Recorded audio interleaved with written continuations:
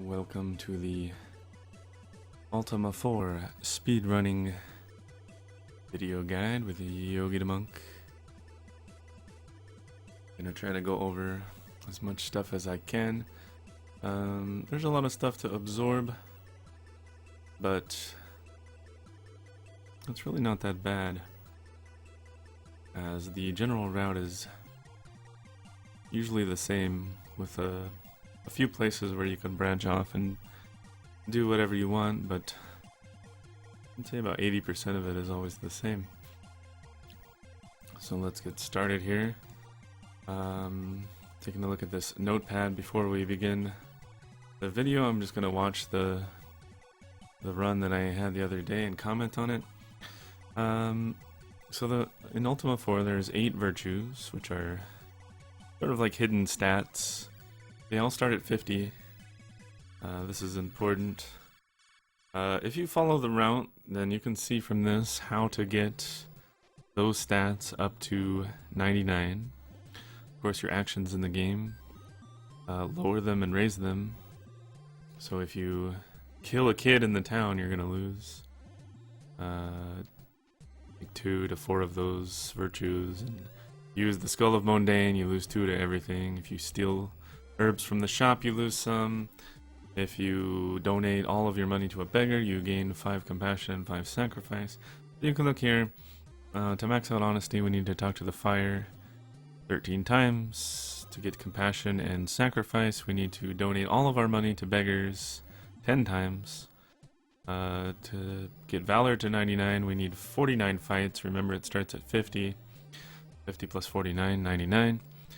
And the other 4 are obtained by talking to a tree 15 times. So that's kind of how you get all of those to 99. That's to become the avatar, which is obtained when you get them all to 100.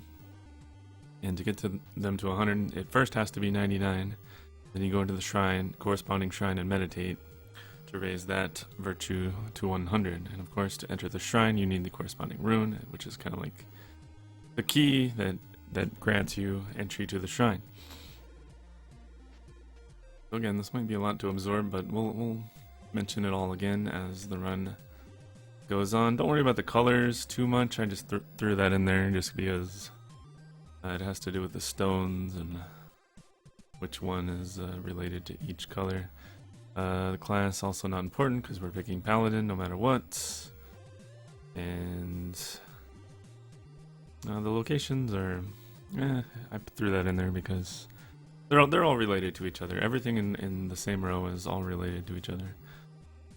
So honesty corresponds with moonglow, corresponds with blue, corresponds with the mage, and you get honesty. You farm honesty the most efficiently by talking to the fire.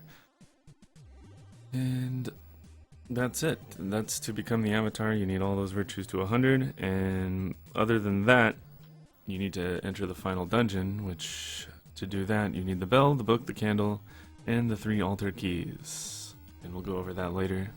And you need to be the avatar. So, that's just a little reference sheet here. If you need it later, you can just hop back to the beginning of the video, check it out. But let's close that for now and get started on the run. I actually have a valor counter up here by the poverty Kirby. It's currently at 74 because that's when I actually start counting. I know that I'm going to get 24 battles, right? It starts at 50. Valor starts at 50. And I know I'm going to get 24 battles before the town of U. And after the town of U is when I actually start counting, because after that it's not always the same number of battles. And we have to get that to 99 by the end. That's basically the only thing of the virtues that you actually keep track of throughout the run. The rest is just following the route and you got it. So here, let's start the run here. I'm starting a run here. The kid is not moving how I expect. Now, I made a manipulation for the first 12 minutes of the game. Let me pause it here. Let's talk about the manipulation before we started, actually. And the manipulation, I start on frame 355. I find it in the music. There's a musical cue. Well, maybe I should just actually play that so you can hear the song. Let me pause this other music real quick. Let's listen to the musical cue. Bad kid. Bad kid. And the music. Right there. Da-da-dum. It's on the first long note of the music. So you've got all those fast notes. If you were to put it into music theory, it would be 1 and a 2 and a 3 and a 4 and a 1 and a 2 and a 3 and a 4 and a 1 and a 2. It's that first long note is what I aim for. So none of those fast notes at the start. It's just the first long note in the music. Let me say it again. 1 and a 2 and a 3 and a 4 and a 1 and a 2 and a 3 and a 4 and a 1 and a 2. So I'm aiming for that note right there, the 2. That is frame 355. If you want to get on emulator, you can put on a frame counter, and it'll show you which frame you're hitting and whatnot. But let's continue on now that we've heard that. The first thing there, I set battle speed to 9. That's important. It's the default, but it makes the text here go fast. And you want your name to be a single letter because that also saves some frames. Here in the quiz, you just pick the first option 5 times and the second option the last 2 times, and that gives you the Paladin. The Paladin has a lot of advantages. He starts with 1,000 gold worth of gear. He starts intrinsic, which has a bow for sale, and he starts with a lot of experience too. Now I walk into town here, just buffering everything. I'm watching the kid here. He went left, up, right, and the dude up there went down. Let me look at that again real quick. So you just hold right into town. Actually, the RNG after the first start input, there's no RNG in this room here with the king. And as soon as you leave this place, the RNG starts. So right here the RNG starts, I'm just holding right into town, I'm just holding right, I'm just buffering all these moves. You can't make any pauses. Watch the kid, he went left up, that guy went down, the kid went right. That's the correct RNG that I have routed out. Now here I need to make a move down up, just so that I'm not making a right angle turn at the shopkeeper. And I have to do the same thing over here, I go down up, just so that I'm not making that turn at the counter, which is impossible to do. Right there we sold the chain armor for 600 and bought a bow for 680. That made us lose a little bit of virtue. Don't worry about how much for now, but right here I equip the bow and I walk over here to the farm search. Got the rune in the farm right there, and just follow this path exactly.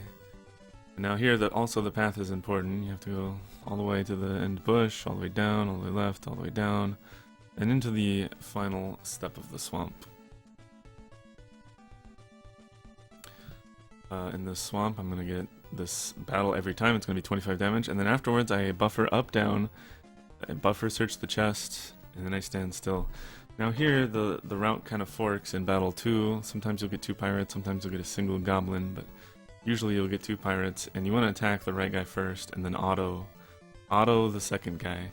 And so now we're on Seed 355, the double pirate battle variation, which is going to be the same for the rest. The only difference in the 2 variations is that second battle right there.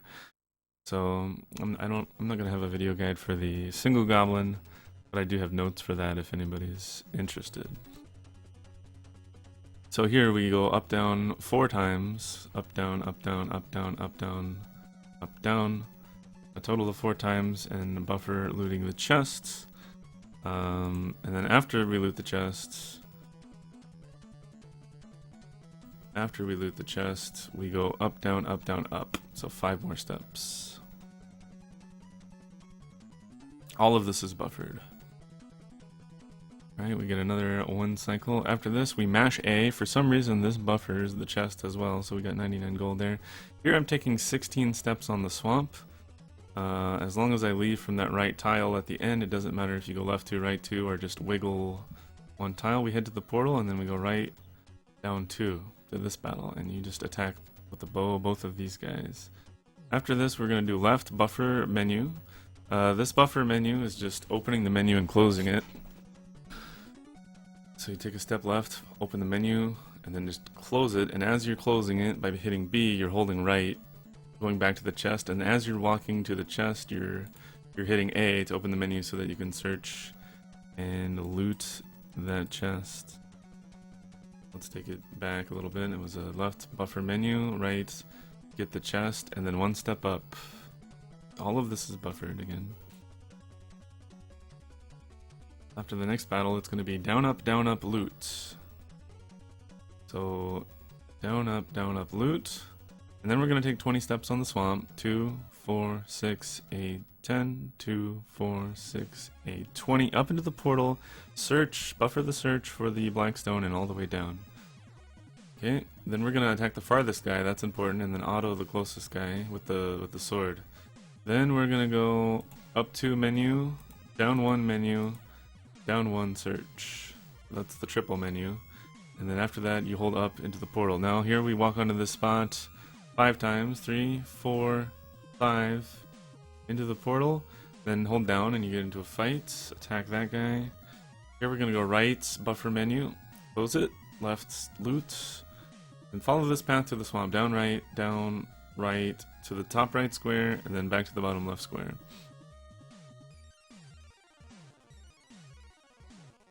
Alright, here it's important to move up and then attack him with the sword. Here we're going to go left 2, left 1, right 1 loots, and then right, left, right.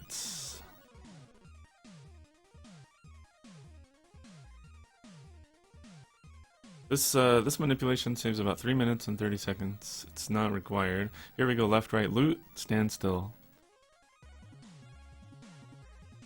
It's not required. It does save 3 minutes and 30 seconds, and it guarantees you get gold by Minok. We're shooting for 1,501 gold. Here we go, down 2, up 2, loot, stand still.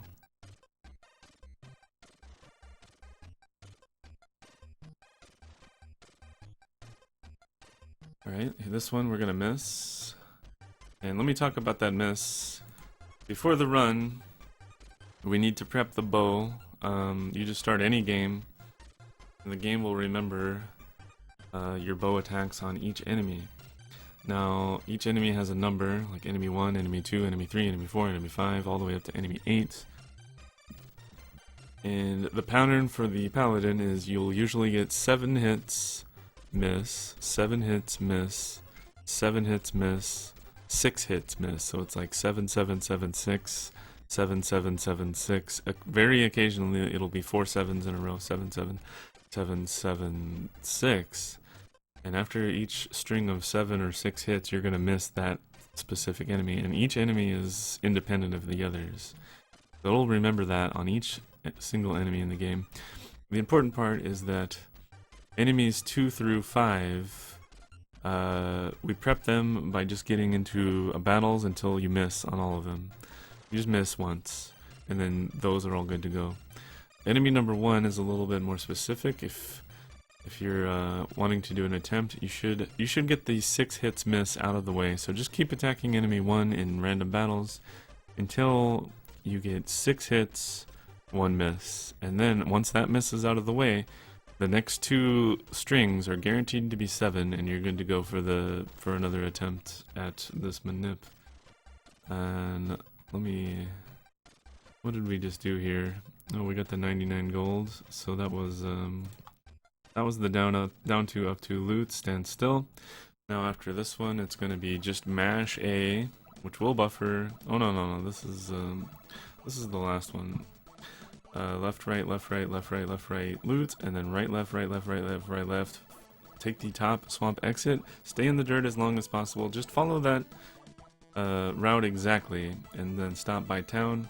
Then we go right, left, loot, and then into town. Just take it back if that was too fast, and just copy the movements exactly. Copy this route in town exactly. You just want to follow that same path. Buffer talk to this guy and buy the 1,500 gold sword that hides our money from the king. Is when we're about to die here. Follow this path exactly. I just go right on the grass, up directly to the beggar, and we'll have exactly 1,509 gold. So we want to donate 9 gold there. And again, all of this is still buffered. Stay on the brick completely here. And we're gonna go loot the rune in the furnace. The rune of sacrifice. And 3 more steps after that should be the death. So 2 left, 1 right, dead. Alright, that was the first part. Here you gotta be careful. You only hit B twice on this text, and then you have to be holding up and then get ready to buffer a talk to the king. This can catch you off guard. It's all very quick. And then after you're talking to the king, you're mashing B and you're holding down, so you can walk this way. Here, just follow the path exactly. Talk to this mage. She gives you knowledge of the tremor spell, which we do use later. And then I did an extra menu right there. It didn't really matter where, but we did an extra menu. Let me take it back because this part is important. Okay, see, extra menu there. Walk in, buffer loot the top right chest. 5 steps, buffer loot the bottom right chest. Buffer loot the rune. And then right up left, buffer loot that. Up left, and we're out of here. That gave us 3 more chests worth of gold. Remember, at the king, when we just died right there, we got 400 gold. And because we started with 0, he just takes away all of your gold and gives you 400. So now we have 400 plus whatever was in those 3 chests. And you leave town here. And exit through this bush, hold down 2, left 2, and then wiggle back and forth until the ship attacks. Here I go, attack right 2 to kill that guy, attack right 2 to kill that guy, and energy the big pirate in the front, which is just the default position. Then I move forward.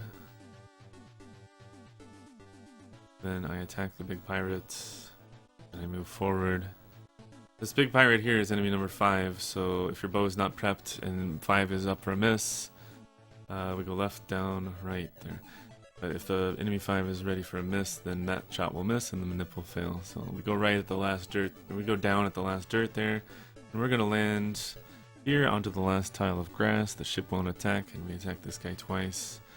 Then we're going to spam A and loot it, and then down, up, right, down. Down 1, up 1, right 1, down all the way.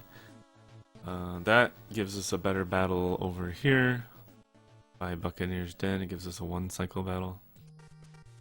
And we land and just go up and wait for the battle. Kill that guy. Mash the chests. And we always get 85 there. Into town. Now here in Buccaneer's Den, we're gonna sell all of our weapons. This is gonna hurt our virtues a bit, but gives us a lot of gold. We're gonna first sell the sword that we started the game with, and we're gonna sell for 400, and then we're gonna sell the bow for 680, and we're gonna sell the 1500 sword for 1500. So we're selling at cost. We're losing a bit of virtue there. Now there, pay attention. After I sold the 15th sword. We can't just go buy from the same vendor. We have to, after we're hitting B, we go up, down, and talk to him again. And then we're mashing A, buying a crossbow. Here I equip the crossbow, which is also just a buffered menu. And then go up here, talk to this guy, buy the key for 2,000. And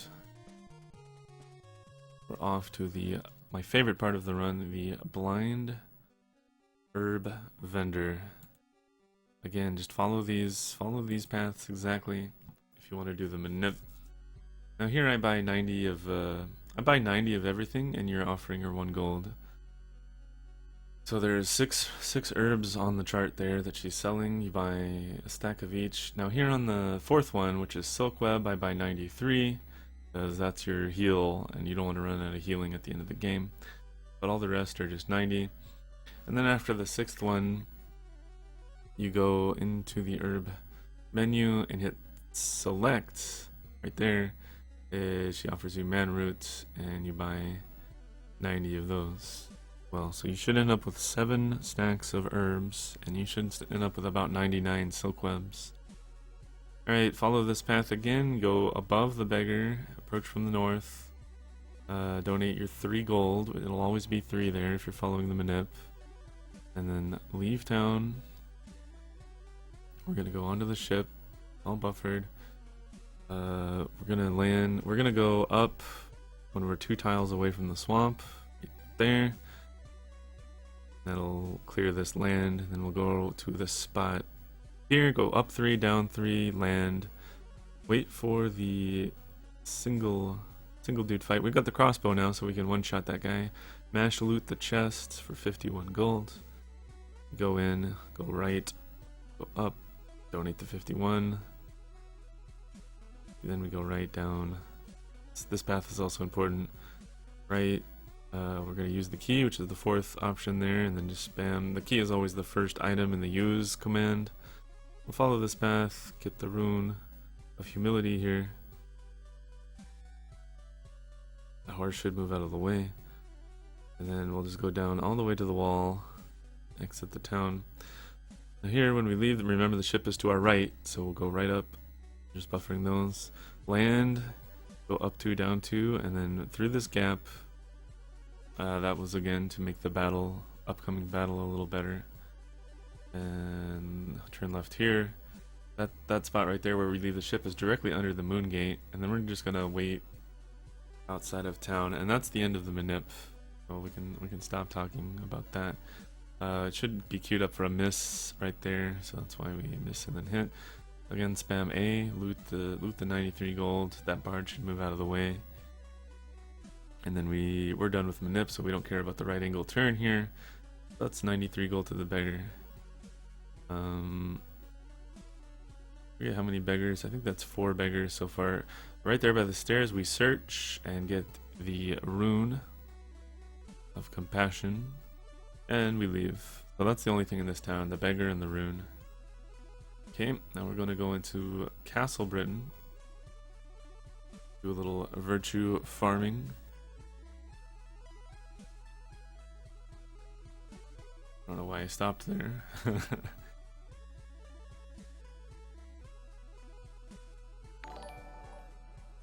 Then we go here through the hidden hole in the wall. Now we talk to this tree exactly 15 times. Now it looks like I'm picking the first option there, but I'm actually, after I hit A to open the menu and then A to talk to him, after that I'm just mashing B, and that'll say no to this guy. You're saying no to this guy 15 times, and the reason for that is because after all the bad deeds we've done, like steal from the blind herb vendor, like selling our gear for double the price, all of this stuff, our honesty and justice are both at 25. So they started at 50, and we've tanked them down to 25. And this guy gives you +5 to 4 different virtues, including your justice, and the justice is the lowest one. So all of those 4 virtues will now cap to 99 because you need 75, and 75 divided by 5 is 15. You're going to talk to him 15 times, and then those 4 are now 99. Follow these hidden passages to here. We're going to go pop into Hithloth, but not for too long. We're going to use the key there. Enter here, hit B, and then we're going to magic exit out of there. Now here we go on a magic and use wind. Wind was the second one, and then of the 4 winds, it's east, west, north, south. So we cast east, which makes the wind come from the east and pushes us west. I know that's confusing, but you'll get used to it. And again, the order of the wind there was west, east, north, south. We did the second one because it was casting east, which makes us go west. Alright, we land underneath. If we go perfectly west, we land directly under Serpent's Hold here. And we need to farm a beggar here, because we've done 4 beggars so far in the run, and we're going to do 5 more here. And we get into a fight on the bridge because the battle encounter rate is higher. Loot the gold. Notice how much gold you have. Now, let me slow down here a bit. We need 16 steps after each beggar on the overworld to reset the beggar cooldown. So that's why I'm kind of pacing back and forth here. Also, the bridge is the highest encounter rate, so we get faster battles if we stand on the bridge. So I'm going to wiggle get our 16 steps out of the way, and then after the wiggling is done and I take about 16 steps, then I'm just going to stand on the bridge and wait for the fight. Sometimes you get a good fight, and then sometimes you get a really bad fight like this one. Now, so far in the run, we've done four random beggars around the world, and now we're going to do 5 here, and then we're going to do 1 in U. However, if I were to do things over, I would remove the beggar from Minnock and do an extra one here. So keep that in mind if you want to reroute the manip and take out that beggar. That gives you 1 extra battle for not a big time loss. It might be a couple seconds slower if you get unlucky, but it gives you an extra battle for your valor. So I would do that.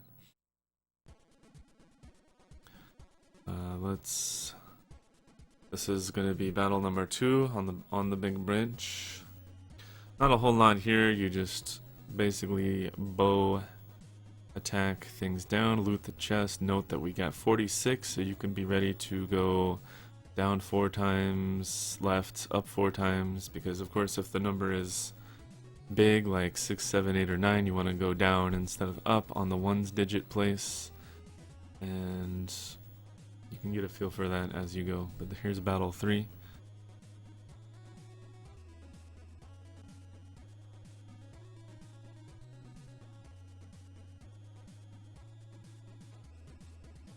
And we lead 46, another bad gold amount. We have to go down 4, left, up 4.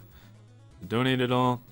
And again, this is increasing our sacrifice and compassion by 5 each time. We repeat this process 5 times at this location. And if you take out the beggar at Minnock, which is the furnace town, you would do it 6 times here, which I would now prefer after watching this. Okay, we loot 35, so it'll be up 5, left, up 3. Careful on these beggar menus, you don't want to donate 0, because that'll mess up your virtues and you'll have to do an extra one.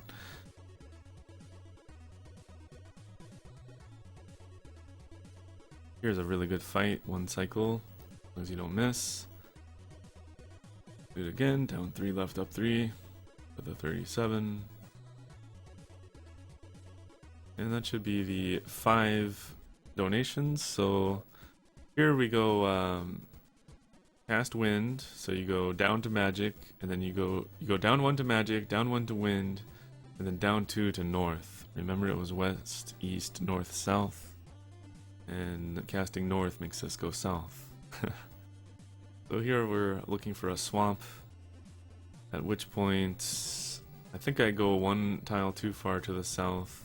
Okay, there the wind randomly changed, so I have to cast north again. Here's the swamp. We look for the bush over here. I think you want to go here, 1 tile above the bush. Yeah. So I messed up here, and we have to end up casting a bunch of more winds because of that. Okay, here we talk to this guy. I almost forgot about him. That guy gives you the knowledge of the gate spell. And we're here in the town of Cove. Go through this hidden passage, go through this hidden passage to get the candle. We search, loot the candle. It's one of the 3 items needed to enter the final dungeon. I don't know what happened there. I just derped out and started going north for no reason. Remember, the manip is now over, and right here the wind should already be blowing to the west because I should be coming from here along this path and just going west, but I have to cast wind a couple more times to get on the right row here. So that was a bit of a mistake. Here the wind randomly shifts, so I have to cast east again to go west. Here the wind shifts again, so I have to cast east again. Pretty unlucky here. Alright, you're looking for some mountains up here. Usually you can see it better than this, but I'm a little farther south than usual. So I didn't get my normal visual cue there, so we kind of miss it. But you want to come straight up here and land there from the south. There's a better visual cue if the wind isn't like changing every 2 seconds like it was right there. And this is a balloon only cave. We get the white stone in that chest and leave.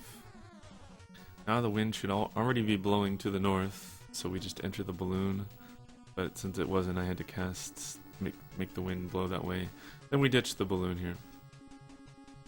We're headed up towards the town of Yu, the druid town of Justice. Then we need one battle before the town, that's why we ditched the balloon, and we've got a triple pirate fight here. This is still before the town of Yu, so I haven't really been counting yet, but notice there is a counter up here at 74. That's for after we enter this town and leave, so we looted the gold there, because there's another beggar in this town. Now here, let's think about the virtues real quick. We've already talked to the trees, so 4 of them are done. Our sacrifice and compassion from the beggars are both at 95, because we've done 9 beggars so far in the run. And our honesty is 25, so we need to talk to this campfire. I guess I can explain this as we talk to it. Again, it's A to open the menu, A to talk, and then mash B to say no. And we have to do that 13 times. Because it's giving us 6 honesty per talk, as long as you say no every time. It will subtract 2 or 3 if you say yes. And this will max our honesty.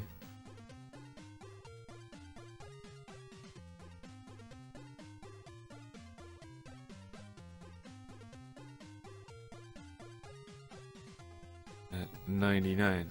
So after this, we have to go get the rune, which is in the jail cell. Yeah, this is just a guide going over the run.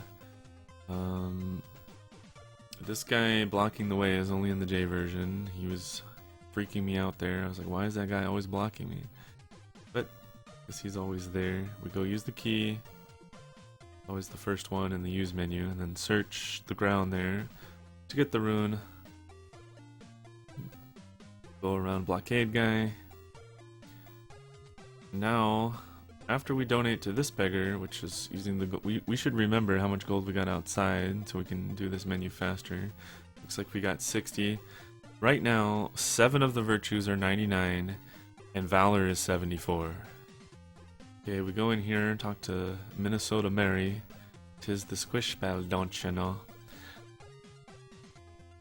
Then we leave.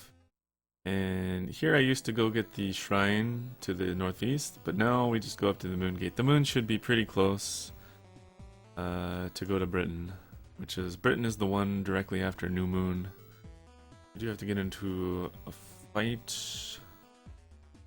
And now we start counting, so after this fight, oh, I cast energy on this guy to try to kill it there. He didn't die to it though. Like sometimes he walks forward and just dies. There we have to loot. That's the last chest in the run we have to loot. There I took the counter up finally, and we took the let me pause it on. Let me look at the moons here. So yeah, that was the first battle. So this is where I start counting, and then so now our valor is 25. We took the moon gates to here. I didn't pause it again here. Wanted to look at the moons. I'll pause it. Okay, right there. It's the first one when the portal appears. But if you look at the moons, this left one indicates this area here, and the right one is your destination. So the sliver after New Moon will take us to Britain. If we went one more, which is Half Moon, it would take us to Jalome, and if we waited one more, it would be the same as this, and it would take us back to here. The first sliver after New Moon takes us to here. We left our ship there, so now we're headed off to the Compassion Shrine. These seahorses are always one shot with the crossbow. This will be another random battle, so I count it right there. So we're up to 2 random battles above 74, which is the number I always get 24 battles before the town of Yu, so it goes 50 to start, and then 24 before that town, and then after that town I start counting. So we've ticked it up 2 times because we've got 2 random battles basically. So now the valor should be at 76. We go up here to the Compassion Shrine. Remember, all of our virtues are 99, so we can do this. Our compassion is 99. We have the compassion rune, so we can enter. So we can get our compassion up to 100 right here.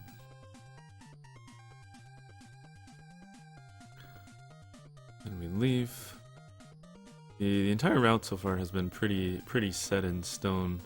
Other than the fact that if you didn't want to do the manip, you could just do it the old way and recruit Jeff and Shamino and sell their gear. You could do it that way. We ticked the random battle up again. That fight actually despawned that pirate ship, which was camping me, which was nice. Here I go down until I can't see shallow water anymore, and then I just head east. Because we have to pick up the horn. Seahorses can be one shot with crossbow, but that squid can't. So this is why I probably cast ice here. Yeah, if I cast ice, that costs 17 mana, and it can be used for things with a little bit more health because it does more like 41-ish damage instead of like 30 mid-30s on the crossbow. But yeah, that squid cannot be one shot with a crossbow usually. Alright, we land here. Get the horn, which is searchable on that tile, which I searched on. The horn is to enter the Shrine of Humility much later. Without it, you cannot enter. There's a wave of monsters that you can't get by. There's a bunch of squids. We only have enough mana for one ice, so we just have to use the one ice and then bow the rest down. So remember, this is another random battle, so at some point you need to tick the random battle counter up by 1. That's really the only thing you need to keep track of in the run. The rest is just following the route. I do a heal there because I'm getting kind of low. And then we go on foot because this is going to give us more fights, which we barely get enough fights in the run, so the encounter on water is not very high. We search for the rune here, Rune of Honesty, and pick up Mariah. Rune is, I think, 3 steps below her. Pick up Mariah. We're in the town of Moonglow. We go pick up spells. This is the mage town. So we go here. We have 3 spells to pick up, and you just have to pick the correct herbs. So the first one is always squish, so that pattern there, just a zigzag pattern. Here's the next one. It's always the first one on the last 2 on the right, and then that one there. That was squish, and then gate, and then tremor. It's just the natural order if you just mash. Here's an easy fight. We go crossbow on one and ice on the other. That's another random battle, so make sure to count it. We don't need any more gold in the game. We've looted 1 chest after the Town of U. Okay, so here that pirate ship is blocking us, so we cast Blink. Blink doesn't do anything to Valor. It just gives you +0 for running away from the fight with a Blink spell. If you physically run away, your character is out of the fight, you lose 1 Valor. And if Mariah leaves and the Paladin stays and wins, then you also get +0. Also, the fixed battles are +0. Here we search for the No-Look book, which one of the items needed to enter the final dungeon.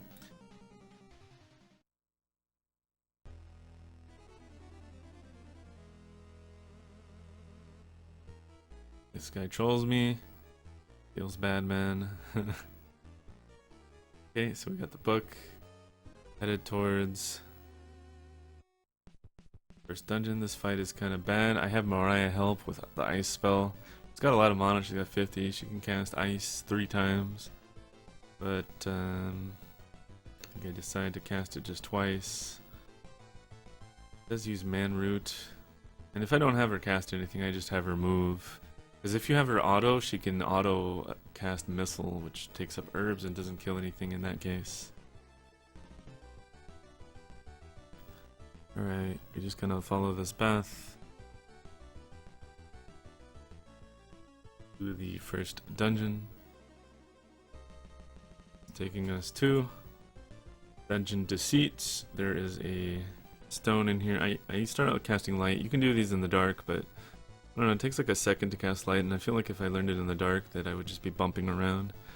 Here's a rare random battle inside the dungeon. Usually you don't get too many of these inside of the dungeons. The encounter rate in here is pretty low, and I think it resets every time you take a ladder, so you rarely get battles in here, but I hadn't had a battle in a long time on the overworld, so that's why we get this one here. So make sure to count that one. Go to this ladder, nothing Good point going. I do heal here because we're about to walk a lot of steps, so we're gonna regen the mana before we get to the fight in this room here. And we just double energy the default targets. And after that, I just have Mariah run away. This is a fixed battle, so you're not gonna gain or lose any valor no matter what. This is just +0 to the valor. It's just a fixed fight. The enemies are always the same. And the strat here I always use is double energy because it's really good sometimes. Like every time an enemy walks through that energy field, there's no text saying that he died, so you gain like a second every time something dies to that. Here we have to get the paladin up to 22 mana for this fight because he needs enough to cast energy again, and I cast it on the guy that's 3 left of the default. Then I have Mariah cast Squish, and as you can see, all these top 4 guys are just going to die to the energy, and then we just bow down the other 2.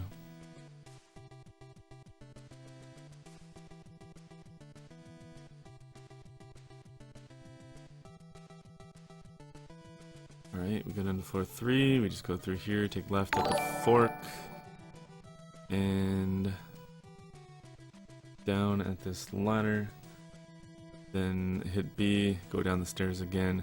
There it was kind of tricky, but I went,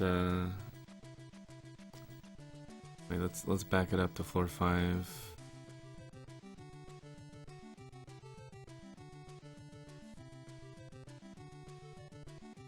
Here you say no to the going up on the ladder, and then you say yes to going down the ladder. Then you turn left and then backpedal twice, and then turn left to the ladder. So yeah, that was a backpedal because it's faster.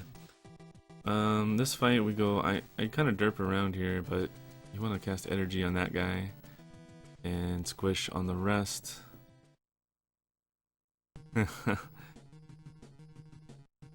I think the TAS, this might be something to investigate the TAS fight, because they do something completely different and the energy is more up, but I got a fairly good fight there anyways. It's good to have notes that tell you your inputs, like energy. I have notes that say like energy 1R, or casting energy 1 right of the default target. Here we're going through like a secret wall, and then here's a gem. We gotta have more than 200 health here. See, it takes off 200 health. That gives the paladin 28 max mana. You can see that now. In the upper right, he has 28 max mana. And we're done with that dungeon. Pick up the stone, the blue stone. And the paladin can now cast Squish, because we touched that gem, which damaged him for 200. Go back out the stairs. This pirate ship is going to troll us, so we just blink out of it. Again, that was +0 to Valor. Doesn't lose you anything. Hit this shrine, because it's close. This is the Shrine of Honesty. Remember, we had 99 honesty from talking to the campfire. And now our honesty is 100.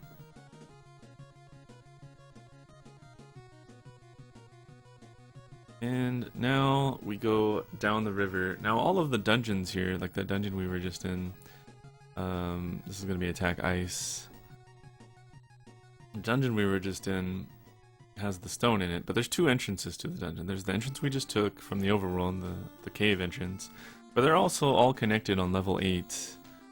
And some of the dungeons it's faster to do it from the overworld, and some it's faster to, 3 of them it's faster on the overworld, 3 of them it's faster to do from the hub on level 8.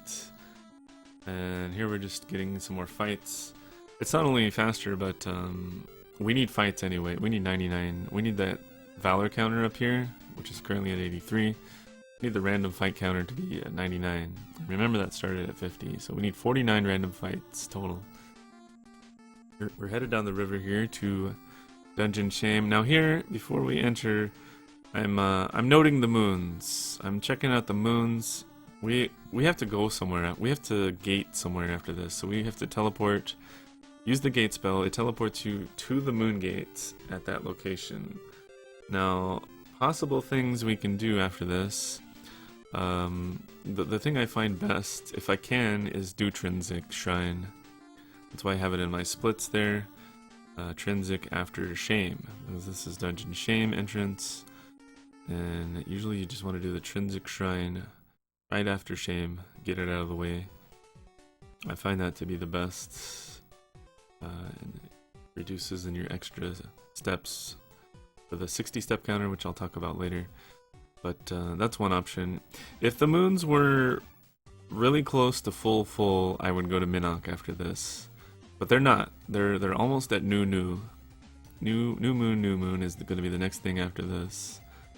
And if they were close to full, I would consider gating to Minnock and doing that. But since they're not, we're just going to get Trinsic out of the way after this. So that's something to keep in mind as you're entering this Dungeon of Shame. Here we're just diving down to floor 7. And we will go... Floor 7, we will turn left and hold up. Don't really need light here. We just cancel out, left, up. And then here I attack and quick, but quick lets you do 2 actions per turn. I don't really like the quick spell very much, but there's really nothing in this room that's too great.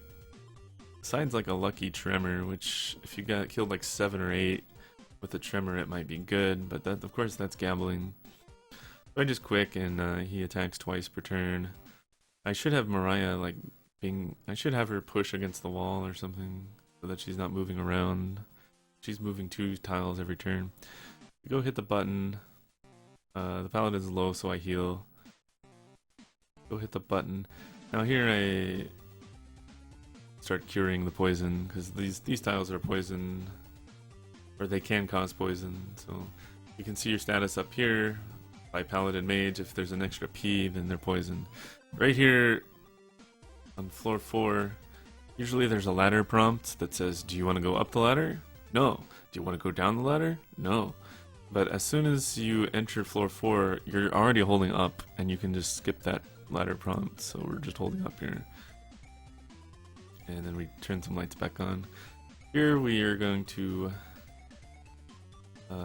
double energy. I like double energy this room. If the fires die, like that right fire died to the energy, it's fast, it doesn't take any text.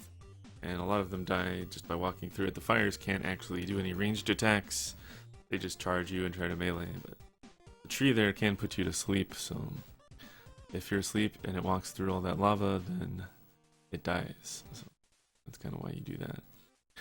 Yeah, here we're just moving along, more energies, because these guys don't have very much health. And we just do a double energy in here on those 2 targets, and that'll kill like 6 of them immediately. 4 of them with no text on death.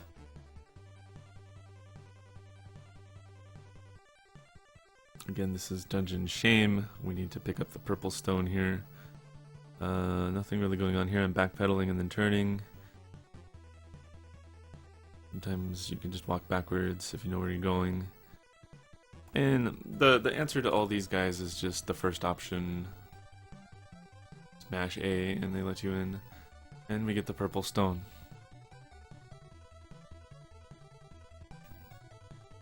Alright, remember, I thought about going to Trinsic before as we entered, and yep, that's exactly where we ended up going. We gotta go hit the shrine at some point, might as well do it now. This is a segment, you can kind of do it at any point. You have to do this, go get your honor up to 100 at some point, so we might as well do it now while the moons are not going to, like, basically you don't want the Trinsic moon to be on the left when you warp to Trinsic, because it'll just automatically warp you somewhere else. Here, what am I doing here? I'm just standing here forever. Oh, I guess I'm waiting. Oh yeah, I wanted to go to Britain, but this was a case of losing some time. You see, I wanted to, after the shrine, when I exit, I want to go to Britain right now to do the last overworld dungeon. But the moons are not good to go to Britain, because this is the Britain moon on the left. So if I warp to Britain right now, the portal is going to be there, and it's just going to instantly send me here to U, which would be fine because we need the U shrine. But I end up just waiting here for the first moon to pass to the Jalome moon, which is here on the left. Once it's on Jalome, then we can warp to Britain here. I go here because there's one more overworld dungeon that we need to go to. These guys are pretty weak. I just use bow and an ice, and then Mariah's out of mana, so we can't do anything else. So bow the rest down. This is another random battle, so make sure to count it.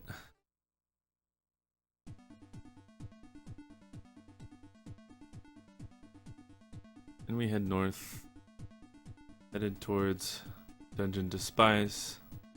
And this right path turned out to be faster. I never knew about this right path. I usually went left. Here again we can have Mariah help out a little with the ice spell. Ice is a spell that doesn't use too many regents. From other spells, a lot of the spells share regents, like Silk Web. A lot of things use Silk Web, but ice uses like Manroot and something unimportant. So you can, that's your filler spell. It one-shots a lot of enemies. And then here I just turn on the lights and hold up, get into, we've seen this battle before, it's just double energy on the default targets. Usually the default target will be the closest guy to you. And if not, if they're all equally distant, it will target enemy number 1. So here I gamble and try to move to see if they'll move and die on the energy, but then I just give up and just attack him anyways. Alright, here we are in Despise, hitting the ladder. Whole lot going on here. Here we energy, or we squish on the paladin and then we energy on Mariah on that guy. That kills those 3 guys in the back. While the other 3 are squished, so the other 3 should just take 1 more bow attack each. Squish, by the way, is a spell that does kind of percent damage. We usually do like 80%, 90% of their, more like 80, 75, 80% of their health. But sometimes it just kills them, I don't know why. But continuing through, this one we want to bow attack the back one and ice the front 2 on Mariah. Ice 1-shots these, bow 2-shots these, so that should be a 2 cycle, but Paladin ended up missing, so it took an extra turn.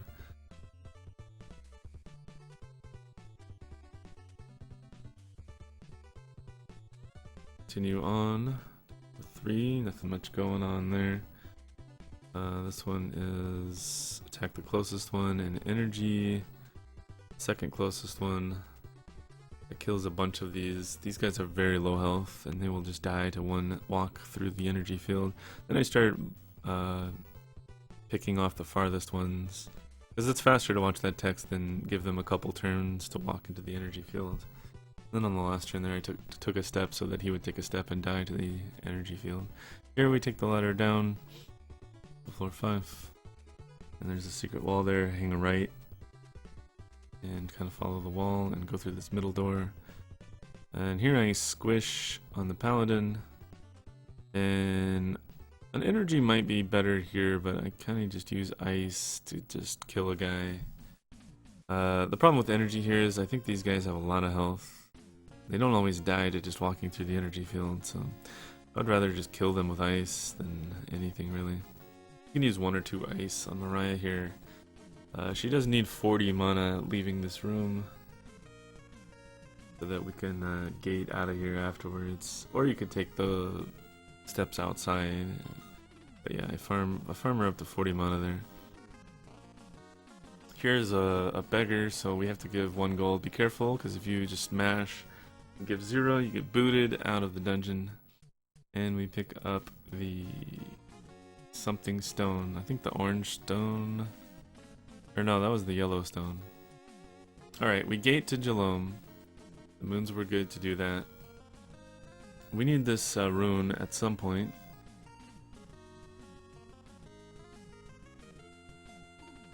So we gate to Jalom, go into town, use the key.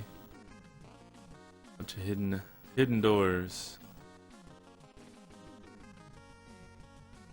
And then here is kind of different than my old route. We're gonna loot the rune of valor, loot it on the bottom left tile, and then we just take a death warp. This is highly damaging tiles right here. You'll want at least 100 health before just even walking in there. Walking over 2 tiles to grab it. And we take the death warp there. So we grab the rune. That makes us so that we don't have to walk back out of that town. And it takes us here to Castle Britain and gives everybody a full health refill and full mana refill. So it has a lot of benefits to it. And we need to do something here anyways. So instead of walking out of the town, now we're walking through the castle. And we get the full health refill, the full mana refill. And we might even get a little bit of light in the at the start of these dungeons. So now we're gonna do the rest of the stones. So we head to Hithloth. This dungeon here is good in a way because you can just spam the ladder down. I messed up there. I should just mash A at the start. It's always down on the first one and then down up on the rest. But you can always just take the ladder all the way down to floor 8 in Hithloth. And from there you can reach several of the altars. And all the dungeons are connected to the altars. Then we go this way. Head to the green altar room, and we don't have enough stones to get a key here, so we have to leave. And we're headed into That's Covetous. This room kind of sucks on the J version because I can't tell if they're casting Reflect or not. And if they cast Reflect, then the bow attacks get deflected. It's not really a reflect, it's a deflect. But I don't mess around with this room. I have Mariah use ice to kill several of them. And basically if they move, you can watch the ones that are moving, and if they move they didn't cast Reflect. If they did move they cast something, but you don't know if it was Reflect or what other spell they cast, I forget what. But we take the ladder up and backpedal into this room, and then we hold up here through a bunch of secret walls and pick up the orange stone. We're doing the stone farm, so there's like 3 quick stones we get down here, all back to back to back. And then backpedal into this room again, and then after this room you hold up. It's always backpedal, and then after that room you hold up. Here, this room is awkward, so I just attack and quick. These guys are all one-shottable. I don't know if there's an energy strat in this room that would be good. There might be. Double energy. In fact, I might have routed that out at one point because I was too low on Silkweb. Energy takes Silkweb, and your Silkweb is really tight in the run. I might have just used this here to save some herbs. I think energy just might be faster here. Like double energy strat. But we just quick and bow everything down. But maybe some testing on some energy would be good there. Enter the purple shrine and head north. We destered. So from these shrines, the dungeon to the north is all different depending on which color shrine you're in. A purple one, a green one, and a yellow one. There was a hidden wall there that you walked through. But Hithloth is always to the south, and then it loops west and east through the altars. It's kind of how the dungeon hub works. Here we're backpedaling the ladder, and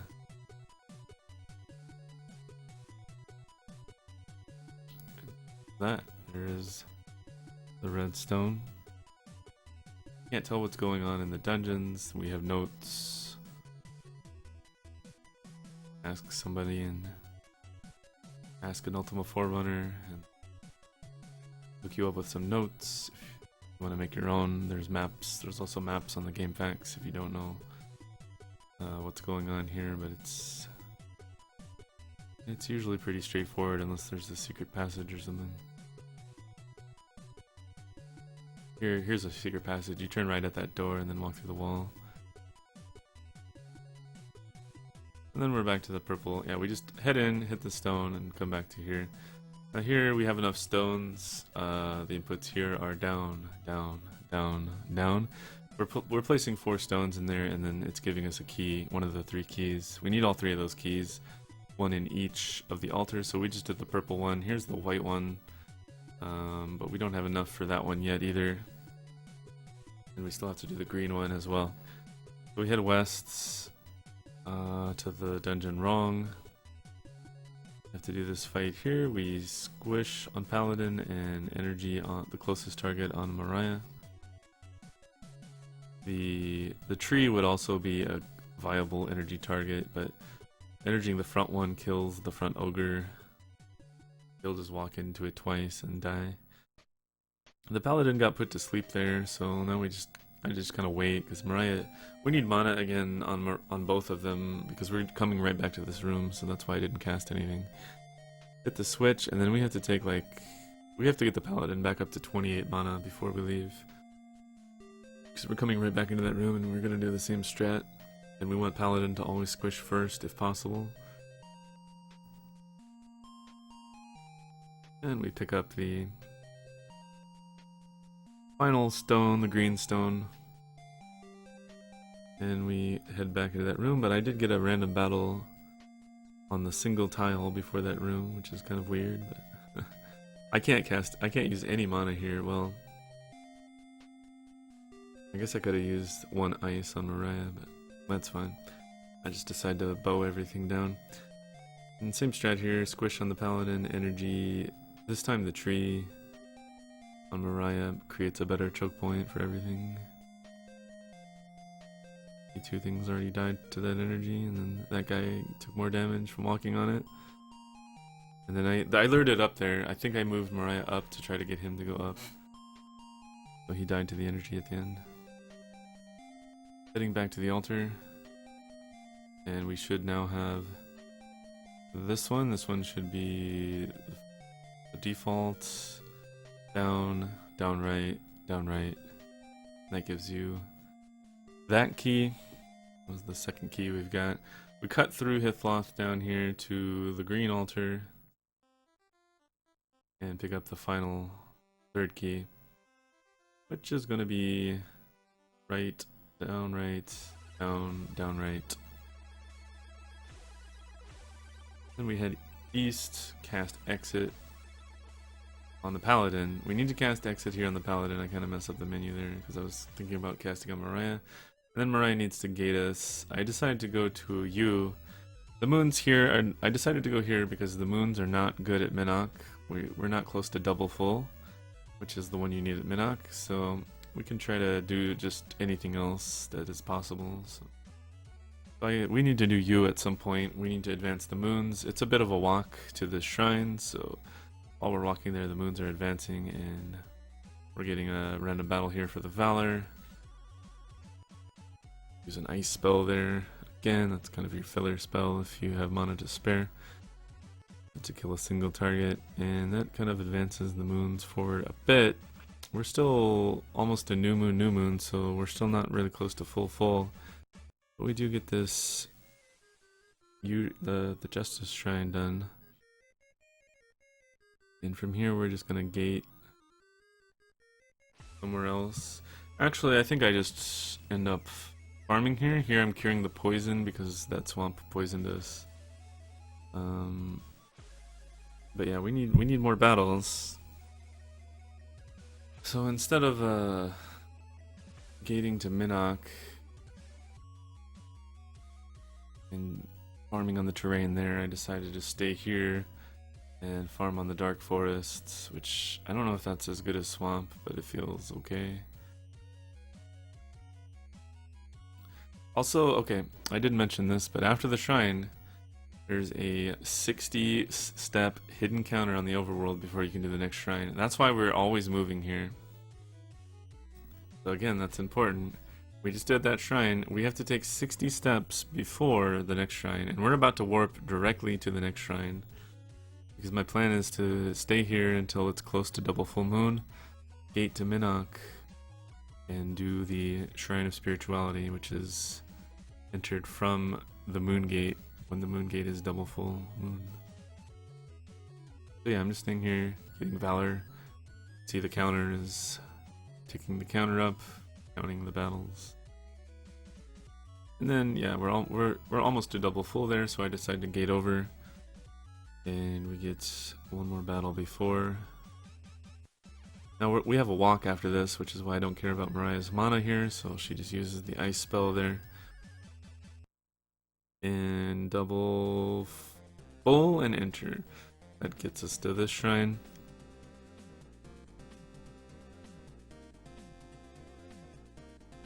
This is spirituality shrine. Now the spirituality is 100. And our battle counter is at 91. Always after that shrine, you just want to walk to this other shrine over here, because they're kind of connect to these two in one little segment. At the end of that will be the end of that segment, and you can go do whatever. So after this, what's left? We can see on the splits there that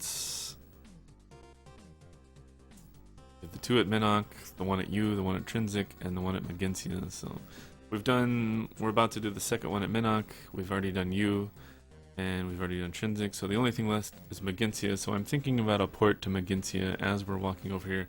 Now look at the moons. The moons are right at Maginsia. The left moon is Maginsia. So if I instantly take a gate there, it'll port me somewhere else again. So you have to pay attention to that. Alright, we get the sacrifice shrine here, I believe. And here I have to wait, because right there, when the moon was half on the right, that would have taken me somewhere else. But if you take it when they're both the same, it takes me here to the moon gate, and then it ports me to here, to the same moon gate. Because they were both slivers of the Maginsia moon there, which is the one right before the new moon. There's another pirate fight with two people. It looks something more like this with double energy. Taking out side guys usually. And then this big pirate didn't die to the energy, so we have to finish him off.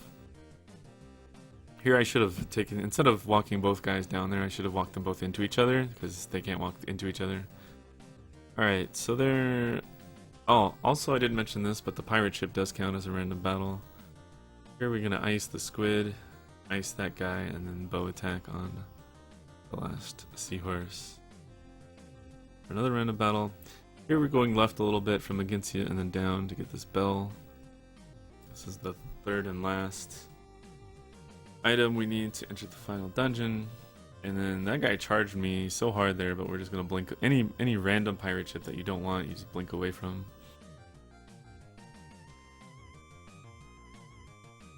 Here we're headed east to the Shrine of Humility.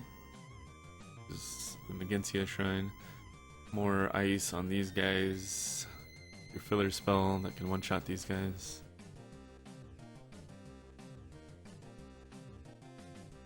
Nacho Cheese Factory. Here we go around the island. This is the final, kind of like the last area, but it has an entrance on the west that leads to the final dungeon, and it has an entrance to the north, leads to the Shrine of Humility. Easy fight here, just bow ice. Takes us up another battle. Notice our battle counter is getting very close to 99. Come in here.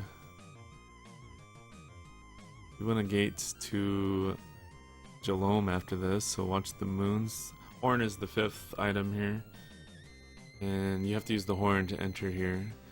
Otherwise, if you still need battles, you could not use the horn and get like some free battles, but I haven't really tested that yet. But that is an option there. Alright, we got the last of the shrines done. We need that counter to be 99 before we do the final shrine, which is the Jalome. We just gated to Jalome here, which is the 3rd town on the list. It goes Moonglow, Britain, Jalome on the list of gate towns. It's the same list as I put at the beginning of the video.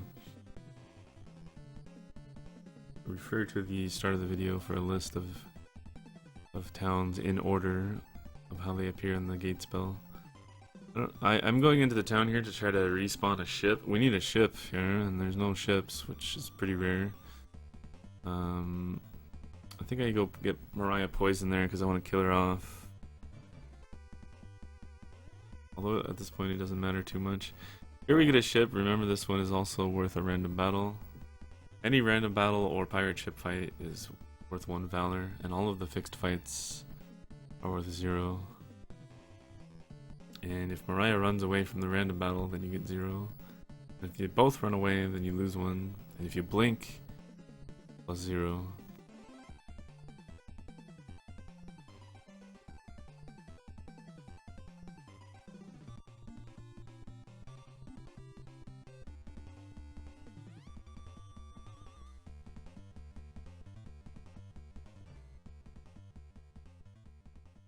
Okay.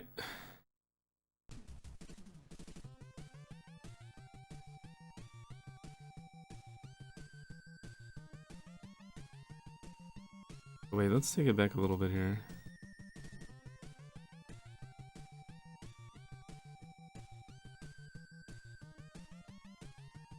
We got the ship, that was 98. And then we got a battle here. So this was super good.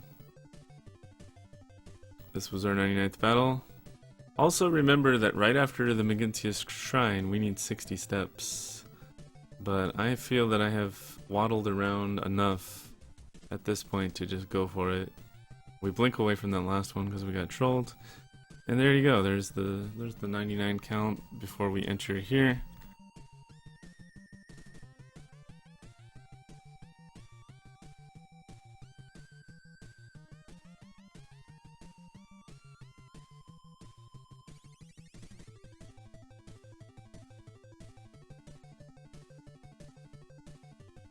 And that's it. That was the final shrine. So you became the avatar right there, because as that last virtue goes up to 100, you're 100 in everything.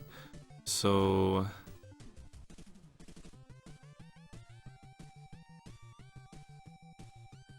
there you go. I think about attacking here, but we're already the avatar, so you just blink away.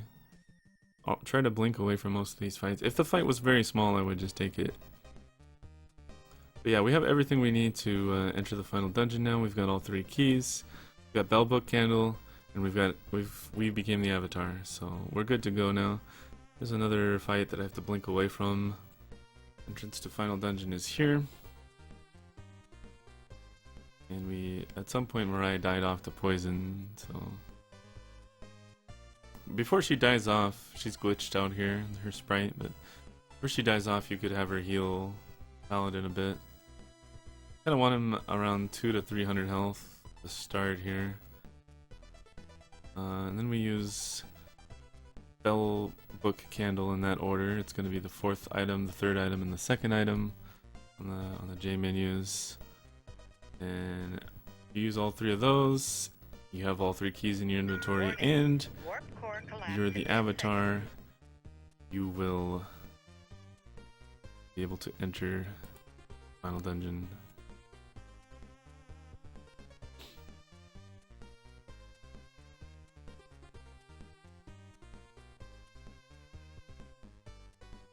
Right here we squish. Here's level 1 of the Abyss. One benefit of becoming the avatar is you get 99 max mana.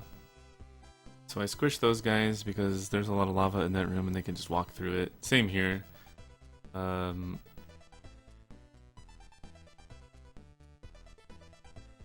You can squish these guys, they'll walk through the lava. So I'm bow attacking the guys that are not going to be walking into lava very soon. Maybe I should not attack that one, and I should be focusing on this one, but that was fine. We've got a bit too much health here, which means I probably healed too much. But last run I died, so I was being a little over careful because I had failed the last run. This yellow gargoyle can sleep you, so that's why I focused that. At this point, these guys in the front are not going to walk through any more lava, so any of those are free targets. And after those 3 fights, you get a free heal to 400. Remember, we're level 4, so we've got 400 max health. At these things, you always pick whatever floor you're on, that's the option that you pick. So that was floor 1, so you pick the first option on both of the questions. Here I like to squish. And these ranged serpents kind of hurt, so I start hitting those. But now this ogre is getting too close to me, and I don't have a melee weapon, so I take him out. I think I let him get a little too close, because that could have missed. And then I would have had to use ice. If something gets on you and you don't have a melee weapon, then you have to use ice or something. Here's an energy room. I actually missed the energy target. I was aiming for the tree. So this room is a bit sloppy, so I just cast it again. And then fall asleep quite a while. Fortunately, it goes down here so that it's diagonal, so that I can still use a bow to kill it.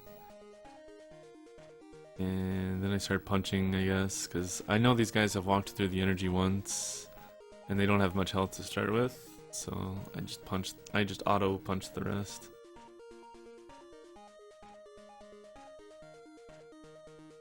Right, here you could use Tremor. Toad thinks Tremor is faster here. I prefer double energy. The mice will die to energy.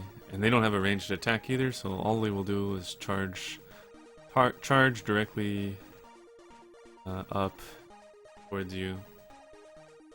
Yeah, you want to be attacking this dragon because it has way more health than the mice.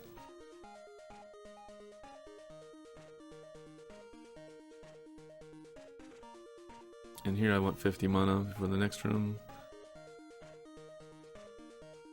because it's going to be a squish energy room. So we always squish on turn 1. Here the yellow gargoyle could put you to sleep before you got a second or third turn, but I like to get them close like this and then energy them so that they will it'll create a bigger choke point to protect me better. Also taking out the serpent. The serpent does a lot of damage, so I like to protect my health like that by taking the serpent out early. Alright, we hit the switch, head down here. There's a secret wall to the left. Don't take the ladder. Don't take the ladder. And it's floor 2, so second option on both questions. Here there's only... Oops. What the... Twitch machine got unplugged, huh? Alright. Come on, Twitch machine. You can do better.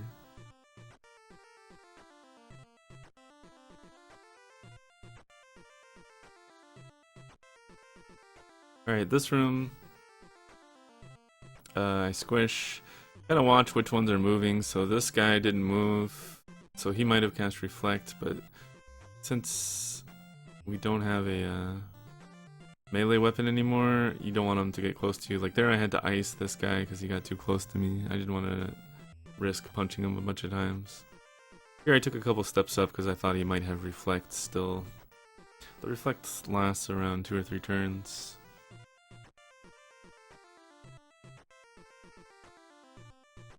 Here we go down to floor 4. That was floor 3, so both answers to the quiz were the third option.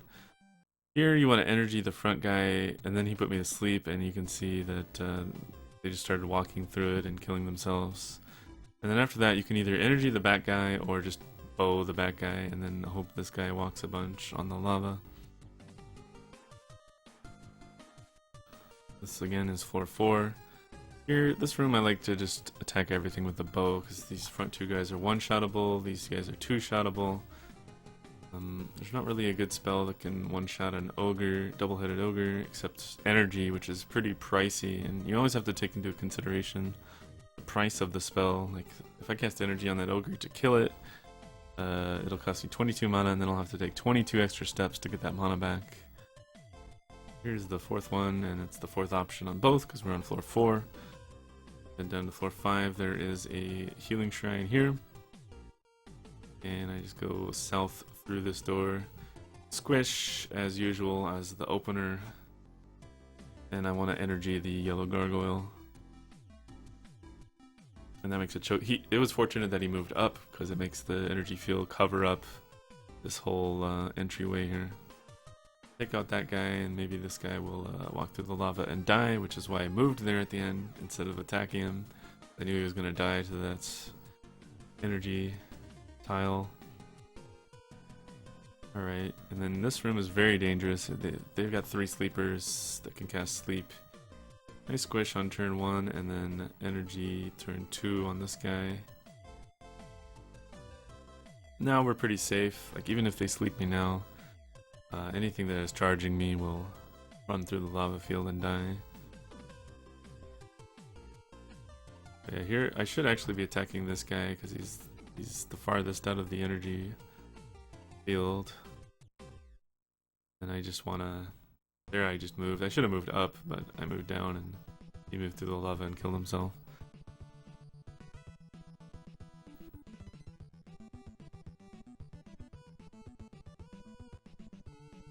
Alright. We go... A lot of mana there, but that's fine. As long as you don't overcap on mana, that's as long as you have enough to cast what you want. Hidden wall here, next to the door. This room is all two-shottable with the crossbow. One-shottable with ice, but you would have to cast ice 4 times. So we do squish and then bow attacks on the rest.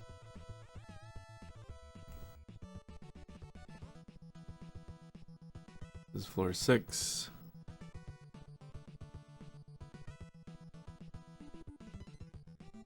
Final dungeon is like 20 minutes long, so...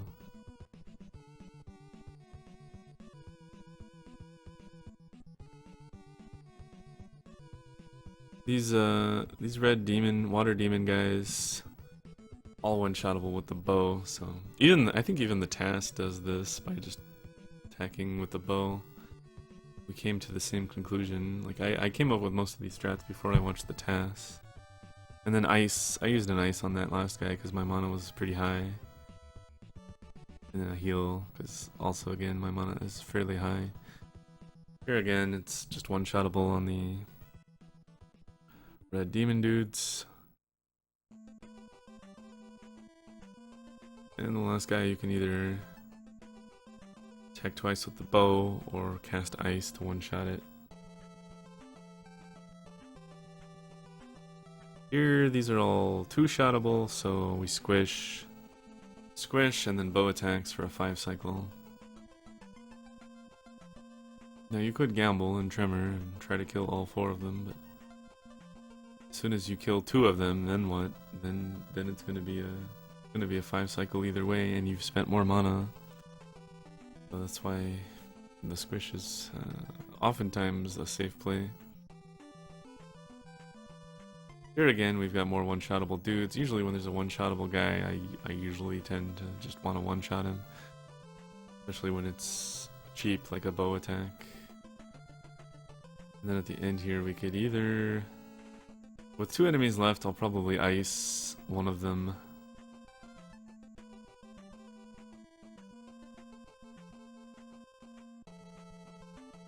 And then I think I iced both of them here.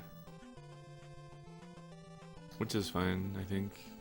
2 bow attacks I think would have been maybe faster, because now we have to take 17 steps to make up for that ice mana. Alright, here... My energy... I think double ice on this guy would also be pretty viable. That would cost 34, the energy cost 22. But it took me 3 rounds. Alright, here's a dangerous room if the yellow gargoyle sleeps you right away, but there's 7 enemies, so you could also tremor here, and hopefully the yellow gargoyle would die. But I squish, and then I energy the closest guy on the top. And then I move to this little corner that's still available here. And then all of the double ogres will die before they get to me. They have to walk through 2 tiles minimum. We take out all the close threats and then bow down the serpents.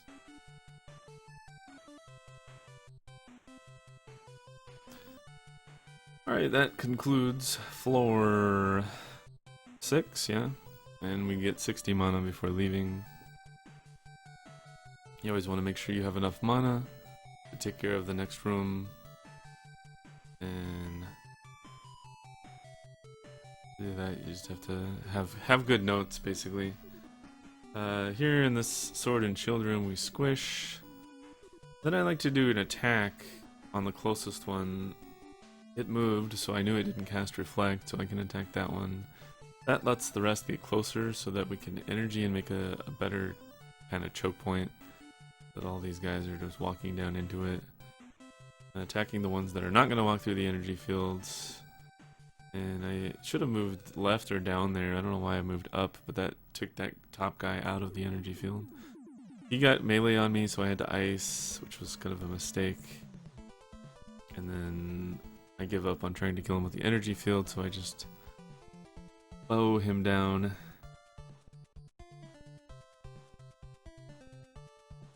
Right, that was that one. We get 60 mana here.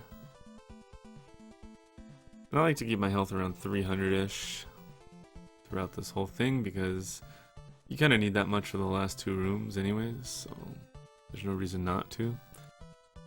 This room is just energy on the front fire, and usually this tree just walks forward a couple times. But he didn't die on the second one, so that was a little unlucky. And then now here they will both die guaranteed, so we just take a step forward. Need 60 mana again. 60-ish, it doesn't have to be exact. Here we squish, and watch the values. We got 44, 53, 34. So the most damage was on the middle guy, so I attack him first. Second most damage was on the top guy, so we attack him second. And then, let's see, we didn't kill the third guy. Yeah, you want to get the kills when you can. That's why we left the highest health guy for last, so that the other guys wouldn't get turns. Try to reduce the amount of enemy turns whenever possible.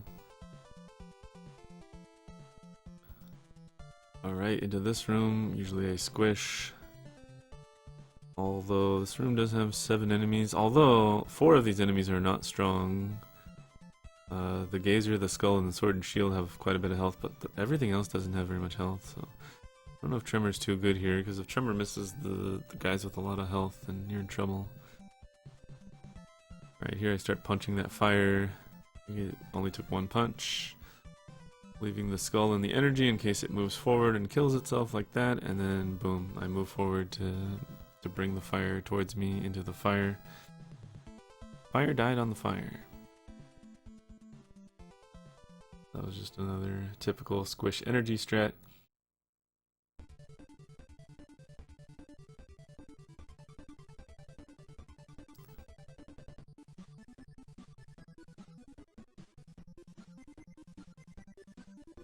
Okay, we enter floor 8. Again, the answer to the quiz on floor 7 was the 7th option and the 7th option. Here I squish and then I ice the tree to guarantee that I don't get put to sleep on after turn 2. Then we just kind of use the bow to clean up.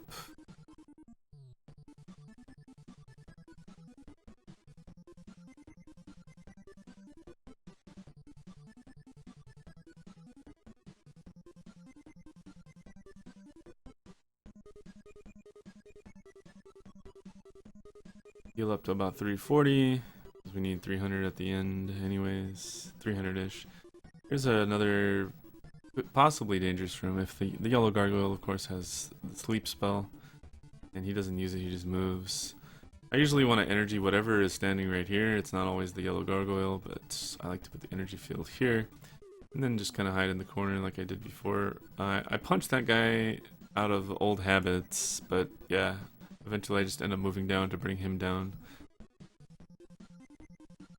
The energy field is going to do way more damage than my punch. And then if he would have not died there, I would have moved back up and tried to bring him back up as well. Alright, we need... this is another annoying room on J version, because I don't know which one of these guys are casting Reflect. I should learn how to recognize that word. But the easy way is just attack anything that moves. Because if it moved, it didn't cast Reflect. There I attack the chest because it's getting a little close for comfort. And I'm basically just attacking whatever's closest here. Here I don't know if they have energy or what, or if they have Reflect or not, so I just use the ice spell, and then I assume that it has Reflect here, so I start walking, and then yeah, it had Reflect there, so one more attack finishes it. Reflect lasts about 3 turns on average. And it's more of a deflect. It just deflects your bow shots.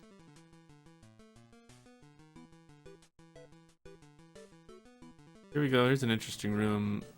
You could Tremor this room, I suppose, but I prefer Squish because of the lava. Anything after Squish that starts moving through lava is probably gonna die. I kill the closest guy first because he's a threat.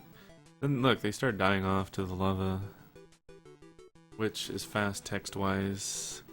Kill that guy because he's not going to walk through any more lava, and then the only guy left. So this is one before the doppelganger fight, which I think I would change in the future to a squish double energy. I think that's way more consistent. Here we just want to be healthy. 300 plus health is probably fine. I'm very inexperienced with no melee weapon, so I got a little high on the health here. Then I decided to just gamble. I think this is wrong. I think you should squish and then create like a double energy so they all walk through it.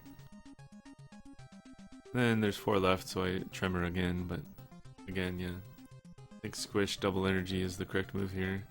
Some bad targets survived, and they all have full health, so I maybe should be attacking the paladin here, because the ranger is now on top of me. And the ranger has a bow, I believe. Yeah, it definitely had a bow right there. Finish off the ranger. I think the paladin has a bow too, though, so eventually we can get away from him. But yeah, see how long this is? This is, you could get really lucky and the tremor could kill mostly everyone. But yeah, this was a really slow, rough fight. Eventually I got 17 mana and used ice to finish it. And then the final room is also very dangerous, because it has 3 sleepers again. And usually I just squish energy on that, but again you could gamble with tremor, and if it kills the sleepers then you win. But I have a feeling like squish energy is the plan for both of these fights at the end.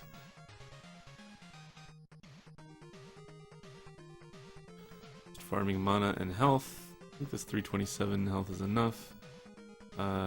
Farm a bit extra mana than usual, just in case something goes wrong here. But yeah, we start out with a squish. And then here, a bit of fortunate luck. I think either the yellow gargoyle or the left. Yeah, I think the yellow gargoyle put me to sleep. But I woke right up back up, so it wasn't too bad. And once one of those energy fields is down, you're pretty safe back there, because anything that charges at you will die. I have enough health to tank the ranged hits. There you go, you pick off the rest with the bow, and you're done. The only thing here is you don't want to hold down here, because you will backpedal back into the room and the wall will close, so you have to do the fight again and you will not win. So that's the only thing at the end there. You want to, as soon as you're at the screen transition, you want to start holding up. And that's it. That's all there is to it. You mash through this, and the time ends when you step onto the teleport tile at the top here, and here we go for time. That was it. Alright, that was it. I think I covered mostly everything. The things that I would change in this run, I would reroute the manip to get rid of the beggar in Minnock, and then I would just take 6 beggars at Serpent's Hold instead of 5. That gives you a little wiggle room on the battles. 1 extra battle. As you could see, I barely got the 99 battles right before the Valor's Shrine. But yeah, I would round out that beggar out of Minnock, and it's actually possible to get a faster time if you get a good battle on the bridge by Serpent's Hold. That can be faster than the beggar in Minnock, but on average it's like a couple seconds slower if you get any other battle. But it's so minor that I would prefer to have that extra battle for consistency. Other things I would change, well, the place you go after the dungeon shame can be any one of the shrines, depending on which one is good. Always, if the moons are almost double full, you want to go to Minnock. If not, you can go to Yew or Trinsic, whichever ones are available at the moment. So yeah, the place you go after shame can differ. And other than that, the strats on some of the fights, like the doppelganger fight, squish energy, and I might review a couple of the other fights in the future. Let's put this back up on the screen. We really covered most of this already. Oh, also the locations here. This is the same order as the gate spell. So if you get the gate spell, if you're playing on J version, first option is Moonglow, second option is Britain, third option Jalom. U is the fourth option. Also, this is the shortest name in Japanese as well as English. It's like a two letters in Japanese, so that's an easy one to find based on that. And then you know that Minok is the one right after U, so when it's time to gate to Minok, you can go to the one after the short one and stuff like that. So those are in the same order as on your gate spell, and it's the same order of the moons as well. So this is new moon, this is the one after new moon, this is the one after that, this is the half moon, this is the one after that, this is the full moon, this is the one after that, this is the half moon, this is the one before new moon, and then it loops back to new moon. So the orders are always the same and everything. And that being said, I think that wraps it up. We'll go to the we'll go to the peanut gallery and see if anybody has any questions, and if not, we'll wrap it up. I think I covered mostly everything. Let me think real quick if there's anything that I didn't cover.